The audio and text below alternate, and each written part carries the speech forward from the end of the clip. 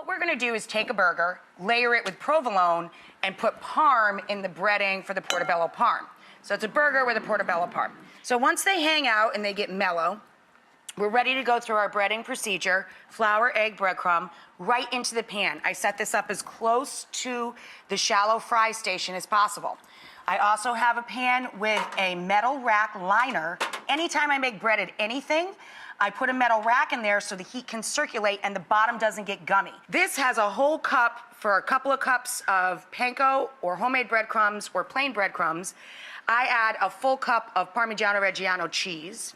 Then to that, I've got fresh thyme, I've got fresh parsley, I've got salt, pepper, and crushed red pepper flakes, and granulated garlic, all in the breading itself. So this really tastes like crunchy Parmigiano. Then as we go, you shake off all your excess, pat and shake. Wet hand, dry hand, right, in case the phone rings. So wet hand, and then drop it in, dry hand.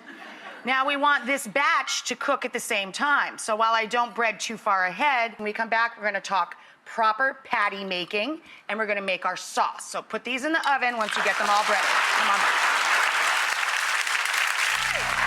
So we have our Parmigiano crusted Portobello staying warm in a hot oven. I have a cast iron skillet getting hot for the burgers. So you make all of your patties uniform in size and thinner at the center. Patties in the pan. Another rule, do not move the meat. Let's make a little special sauce. Very simple. Mayo, or what I'm obsessed with, Fabonnaise. This is aquafaba. This is actually made from chickpeas. Balsamic vinegar and ketchup. That's your special sauce. Delicious. So fabulous on this, you'll freak out. Obviously, if you serve the portobellos just as an entree, marinara or tomato basil sauce would be lovely. But this balsamic ketchup aioli, I'm telling you, it's the bomb with these burgers. When we come back, we're gonna stack our burgers. All right, guys. So I flipped our patties. I'm stacking up some provolone cheese up on top. And then a little loose tinfoil tent just to melt the cheese. We gotta grab our crispy portobellos out of the oven, staying nice and crunchy at 275.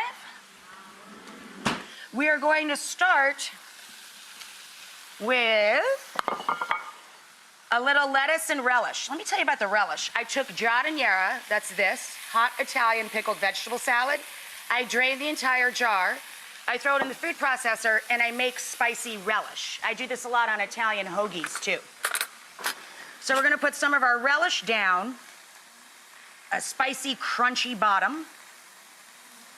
We're also gonna add a little chopped white onion. When you use raw onion on burgers, I always give it a little rinse to take the edge off of the onion before you use it and let it drain, of course.